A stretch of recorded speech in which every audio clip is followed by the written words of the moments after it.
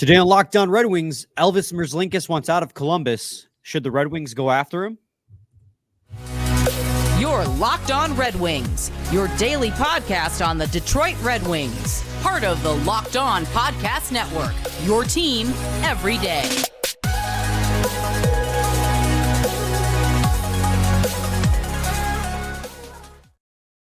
Welcome back to the Locked On Red Wings podcast. We are your hosts, Brian Fisher and Scotty Bentley. I'm a podcast producer for the Daily J, a WWJ News Radio podcast. Well, Scotty's host over at Locked On Tigers, as well as a freelance journalist for the Detroit News. In today's episode, guys, we're going to be talking a little bit trade hypothetical. There's been a couple of rumored players on the trade block. Well, Elvis put himself on the trade block. He just straight up requested a trade and told the media that. But Trevor Zegras also, maybe that's the one for a different day. He quite possibly is getting moved out of Anaheim, and I know you have some close ties to the Ducks fan base, so that'd be a fun one to do on a different day. But today, Scotty, we're going to break down Elvis Merzlikins and whether or not the Red Wings should pursue him. But before we get to any of that, Scotty, how you doing, buddy? Happy Wednesday. Yeah, happy Wednesday, man. I'm doing all right. It's been a busy week, but yeah, I think this is a pretty fascinating conversation. Just like, when's the last time?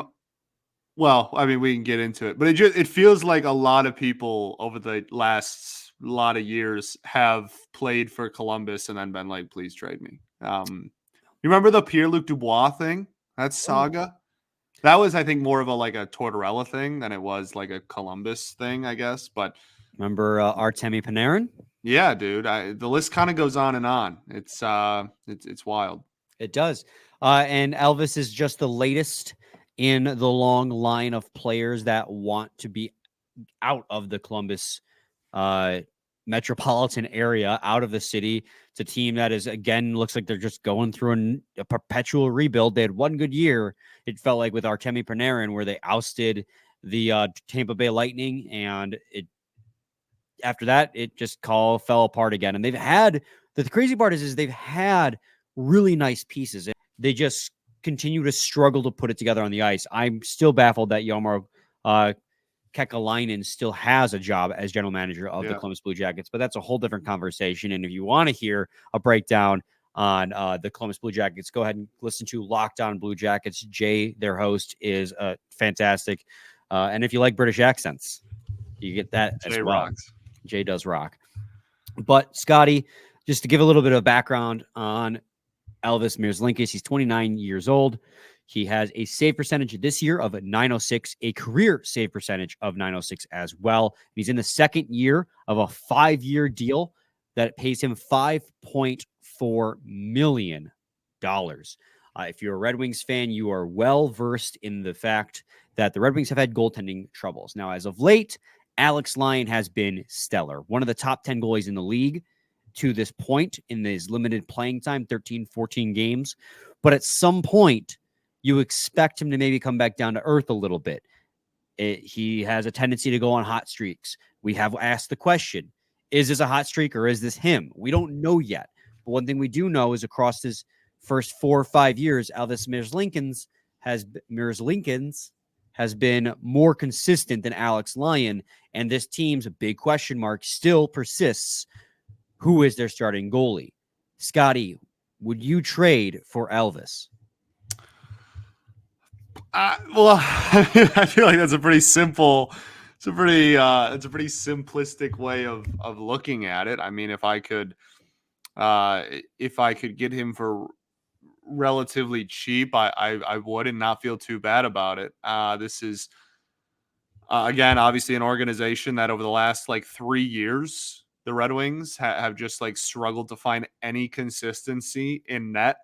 And I mean, let's take a look at Elvis the player, right? I mean, this is a guy who, as a rookie, what was that, 1920? Yeah, 1920, he was a rookie, and he got Calder votes. He was 5th in Vezina as a rookie. He in 923 save percentage, 33 games, but was phenomenal. And then every year since then, his save percentage has gradually gone down until This year, it's gone back up again, but now, I mean, he just played yesterday, 2 nights ago for the first time since December 29th, right? Like, like he just didn't play for however long, 2 weeks, however long that is. Like, I mean, it's obviously been a really weird year for him, but he's been pretty solid.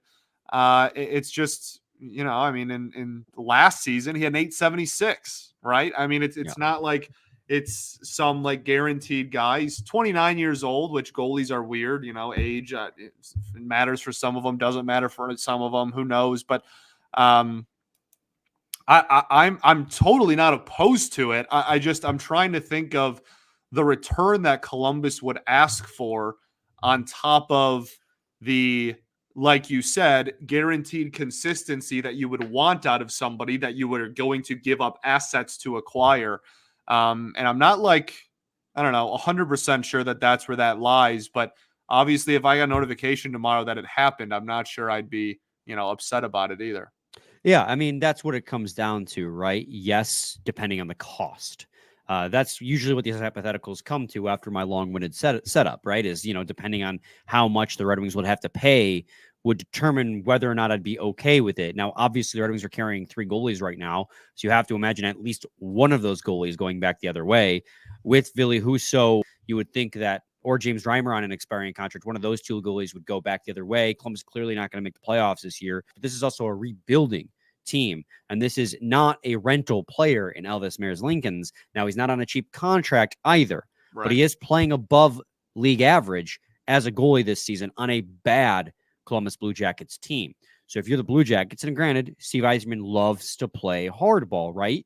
So you have to imagine that he's not going to accept a trade where he feels like this. And no GM's going to accept a trade where they feel the scales are uneven, but Steve Yzerman excels in this one area, especially.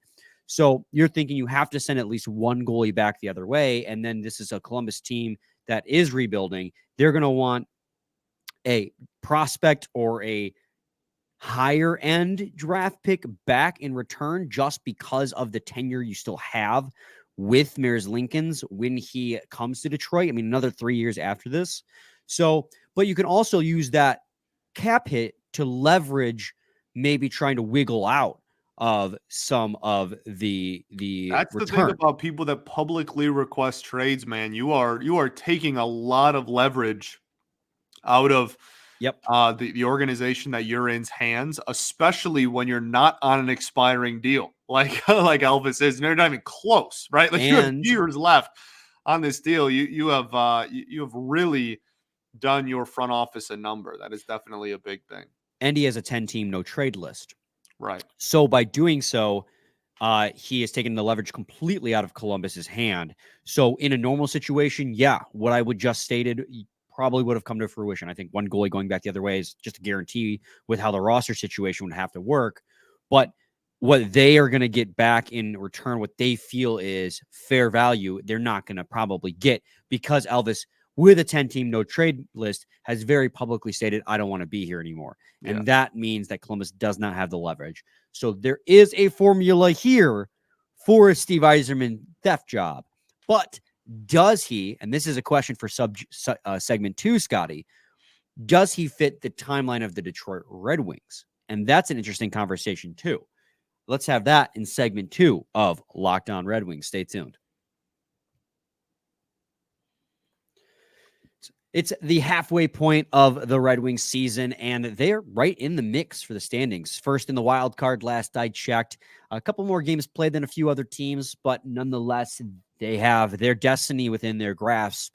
They just have to take care of business. And regardless of where they are in those current standings, I want to remind you that you could win big by playing daily fantasy hockey on Sleeper, the official daily fantasy app of the Locked On NHL Network. Sleeper is the number one choice for daily fantasy sports, and especially daily fantasy hockey, because with Sleeper, you can win 100 times your cash in daily fantasy hockey contests. All you have to do is pick whether studs like Patrick Kane, who's hurt right now, but he'll be back, Dylan Larkin, Jake Wallman, Mo Sider will record more or less than their Sleeper projections for things like goals, assists, saves, plus minus, and more in a given game. To win 100 times bet on Sleeper, you need to correctly predict the outcome of 8 player stats. You heard me, Red Wings fans.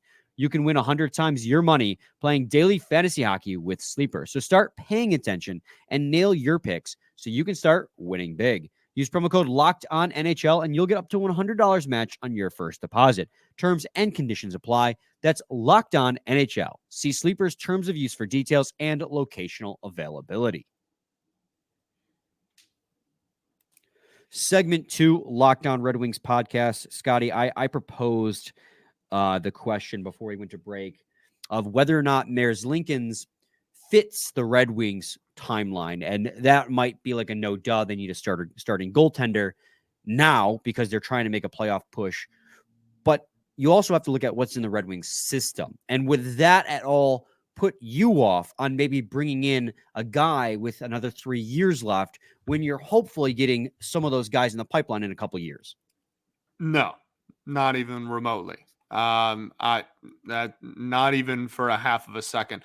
If you believe in the player, obviously, if you don't believe in the player long term, then but that has nothing to do with him blocking anybody. That just has to do with why would you want someone that's not very good on your hockey team? Like in terms of strictly just like blocking players or anything, absolutely not. Especially at a position as weird as goalie. Hell no. Not even for half of a second is that even remotely on my radar, and I don't think it should be on anybody's. Yeah, that's one of those questions I ask as a hypothetical when we both know that the answer is clearly no. But there are going to be some people who ask that question because I know there's going to be a segment of the fan base who's going to go, we don't need Elvis for 3 years.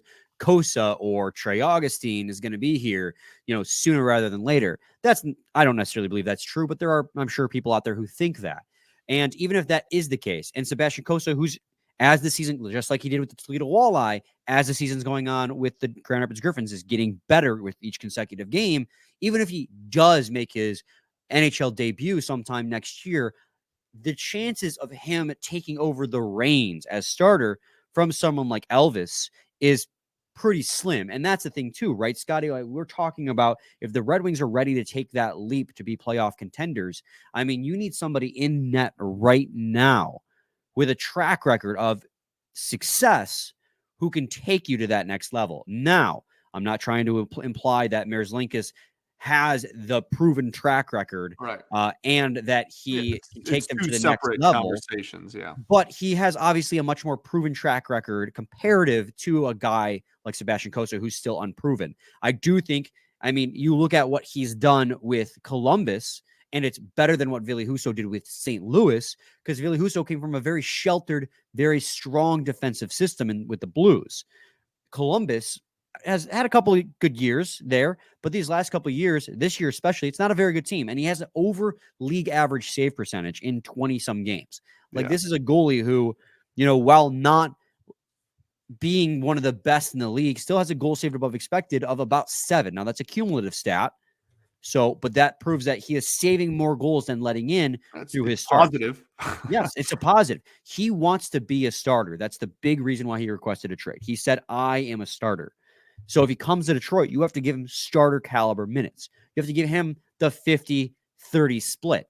I'm okay. I'm comfortable with that. Now, Alex Lyon's been incredibly hot, but again, it comes to comparative proven track records. Alex Lyon had 15 games in the regular season last year. He's incredibly hot. He did carry the Florida Panthers to the playoffs. Come playoffs, he fell apart. I'm waiting for the other shoe to drop in the regular season. I'm sorry that sounds very skeptical. And it's not that I don't believe in Alex Lyon. I do think he can. There's not believing and being maintaining realistic. 920, dude.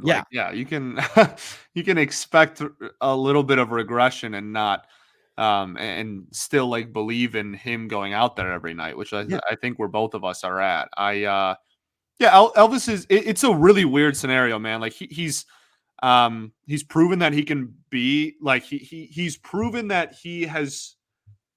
Maybe he's shown glimpses, I guess, and he's shown prolonged periods of time where he has been the legitimate 1A of a team, for sure, right? But it's the amount of playing time that he's gotten hasn't been very consistent over there in Columbus. Really his entire career. Just if you go year by year, rookie year, 33 games, 2021, 28. That was a weird year, obviously. 21, 22, 59, and had a 907. 2 thumbs up, 27 years old, third year in the league. That's a good year.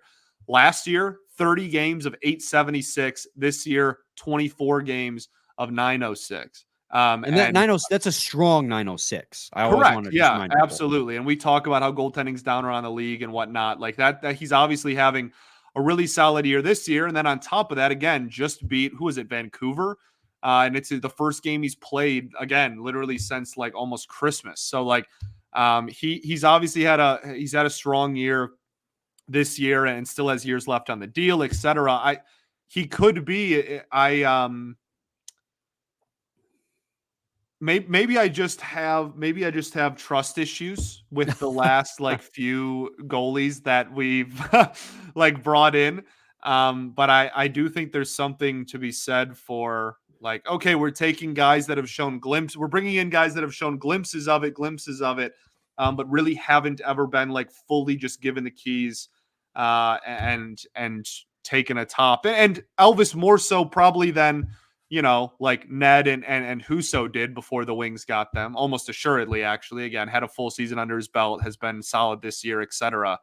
But I don't know. Maybe I just have trust issues in that regard of just like, okay, like we're gonna be the first team to really be like, hey, going forward, it's you. And that's the thing too, right? I mean, you brought it up, and it's a good point. The last few years, Red Wings have taken flyers on goalies, and they've been burned. How about Alex Nedeljkovic, by the way? He's been phenomenal with the Penguins this season. Really, really good for the Penguins, yeah.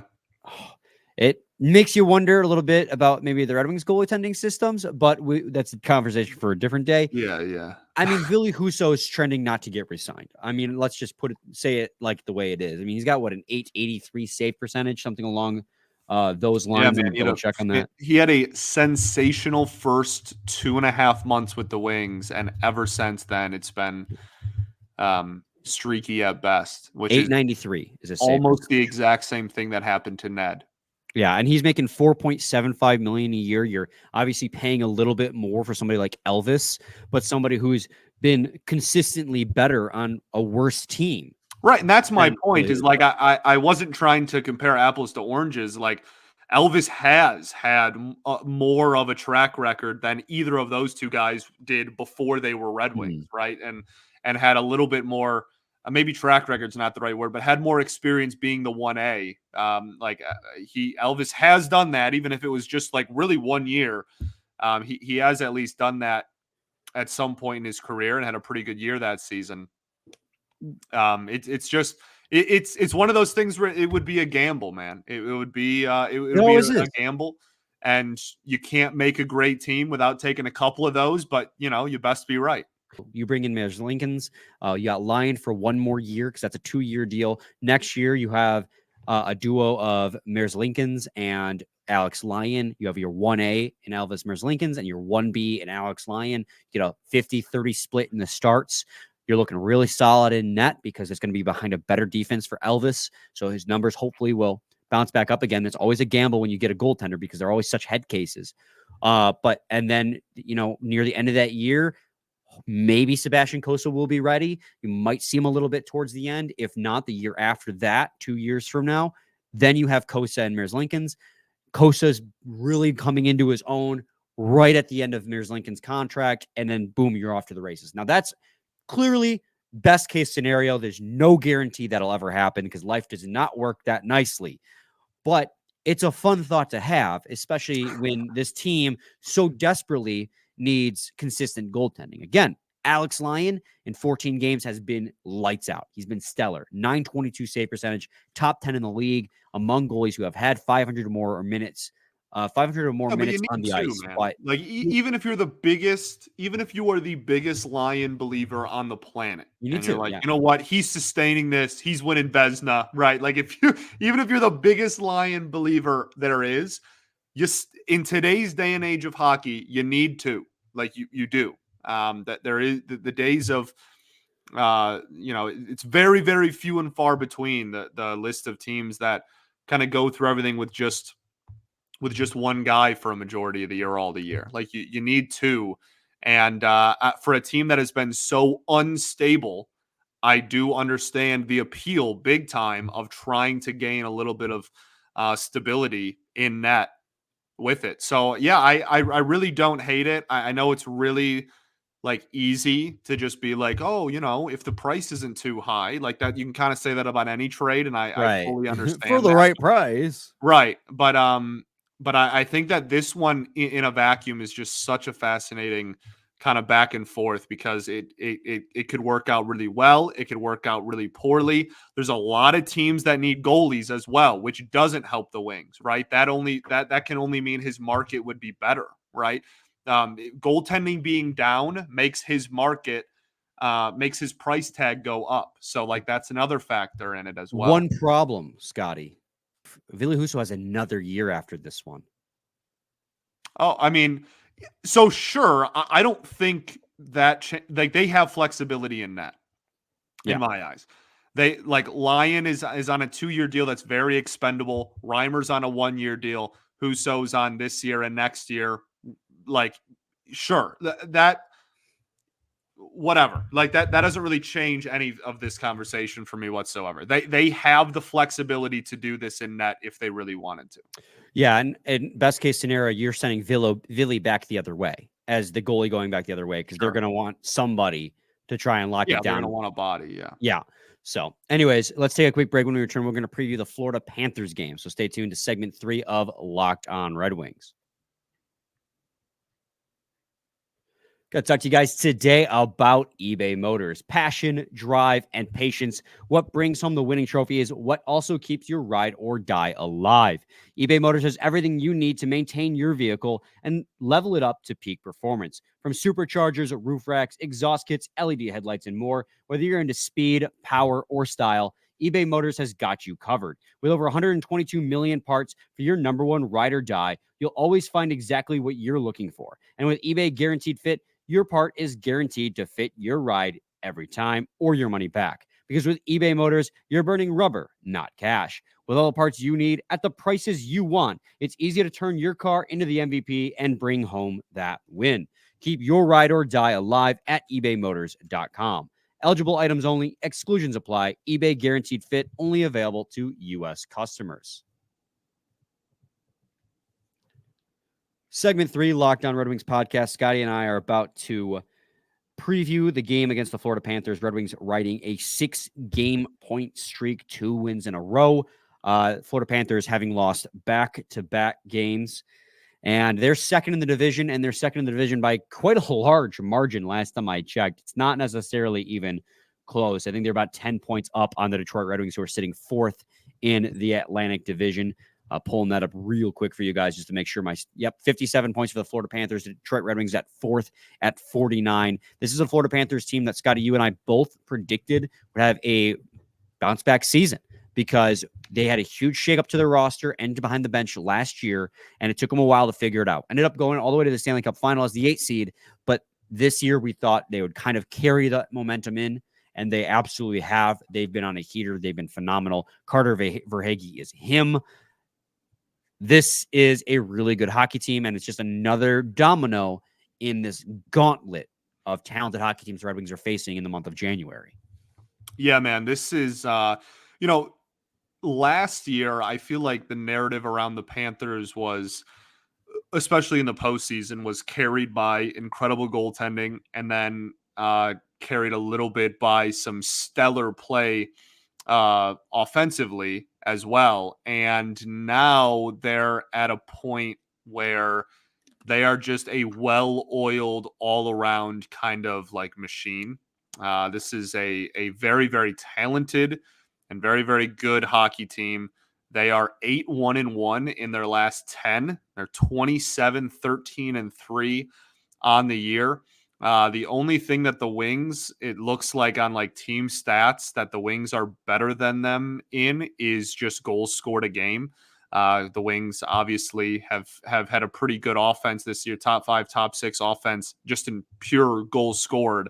The Panthers a little bit closer to the middle of the pack, but the Panthers have been playing fantastic defense and gotten some really, really good goaltending. Things that we are hoping to see more from the Red Wings side of things going forward. But yeah, man, they are second in the league in just straight up fewest goals given up a game. They're 10th in save percentage. They have a top 5 penalty kill. Like every defensive team stat there is, the Panthers are pretty stellar in it. And the offense found its stride after getting off to kind of a slow start after all the turnover they had from 2 years ago to last year, right? And yeah, like Sam Reinhart's had an unbelievable season. He's already I think he's approaching 35 goals already. Like we're in the middle of January. He's had a stellar year. Barkov's at like well over a point a game, I want to say, or close to a point a game. Yeah, he's at 46 points in 40 games. They're a well-oiled machine, man. Good offense, stellar defense, really solid goaltending from anybody who's been in the pipes for them. This is a tough hockey team for sure. Yeah, Reinhart 55 and 43 games, 32 goals as you just mentioned. Barkov's got 46 and 40. Verhaeghe's got 43 and 43. Yeah. Kachuk's got 42 and 43. And then after that, there's a huge drop off. But those 4 players, man. Well, we also know that Kachuk can just like turn God mode anytime he wants to. Right. You know what I mean? Like that's, even if the season numbers aren't maybe we were expecting, like we saw in the postseason, what he can do in a short sample too. And then a 911 and 913 save percentage from Bobrovsky and Stolarz in net. Yeah, Stolarz has been they are singing his praises left and right over there for, again, a goaltending situation last year where Bob had to go supernova, and then obviously Alex Lyon had to step up and was pretty vital down the stretch for them as well. Stolarz has been only played he's in 12 games. He 6 wins and a 2.22 goals against average is not bad. No, not in the least. And like you said, I mean, they're a top 5 penalty kill. I think they're 12th in power play. Yeah, 12 or 13. Yeah, the Red Wings 13th. Red Wings penalty kill, by the way, is also 13th. So it's going to be another one of those games. Like I said, a domino in the gauntlet of games you're playing in January. It's another game where you're going to have to come out ready. You're going to have to just try and punch on the road. And you're on the road. So, I mean, you beat the LA Kings, who are spiraling. They finally broke that losing streak, by the way. And you beat the Toronto Maple Leafs. You've beaten a lot of really good teams so far this month. So now is your opportunity to continue that trend. And we kept saying it. If you want to be the best, you got to beat the best. And you're going to play a lot of the best teams in the NHL this month. They're top 5. I think they're second in the league in Corsi for percentage. So shot attempts at 5-on-5. I think they're second or 4th in the league at quality shot attempts at 5-on-5. So they literally do it all. They are a complete hockey team. Well-oiled machine, man. Yeah, I think they beat the crap out of the Red Wings last year too. And so, because remember we didn't know if it was playing the Panthers or whether it was the ESPN Plus curse. We played the Panthers on ESPN Plus like 8 times. Yep. You're right. Slapped in all of them. Yeah, so I think this is just a Bally game, so maybe that'll help us. Also, Patrick Kane's out for the next 2 games. So yes, that's something we got to end. We'll end the show with that. He's not playing against Florida or in Carolina on Friday. Yeah, he's done for the rest of the road trip, and then we'll be reevaluated once we get back home. Not even like play necessarily. So, but it's not a hip injury. We know that for certain. Yeah, it's lower body, dude. Super specific. But Lalone did confirm that it wasn't his hip. So hopefully it's nothing major. Hopefully it's just a day-to-day thing, because this team needs Patrick Kane. Yes, he has been stellar. Been a huge addition to the team, obviously. But yeah, we'll see. I'm pretty fascinated in the lines for, when he's not there. Yeah. There'll be some juggling, I'm sure. So hopefully Jake Wellman's back, finally healthy. We'll hope. Yes, that would be obviously a welcome addition. But yeah, I'm interested in where they're going to put Cat without Kane, because that's a good question. Before Kane, right, he had been moved around. They moved him to second line at one point. They were trying to get him with other people and not just put him next to Larkin. Yeah, I think then in that case, Larkin, Perron, Raymond becomes your top line again. And it's Comfer, DeBrincat, and you got to put a playmaker on that line. Who's a playmaker that doesn't play? Right. Who? I don't know. Not on me to figure that out. Someone else will figure that out. Joe Veleno? Second line, Joe Veleno. Let's go. Any final thoughts, Scotty? I don't think so, man. We ball. We do ball. We'll be back with a new episode tomorrow, recapping the game against the Florida Panthers. So stay tuned for that. Same time, same place. It's your team every day. every day.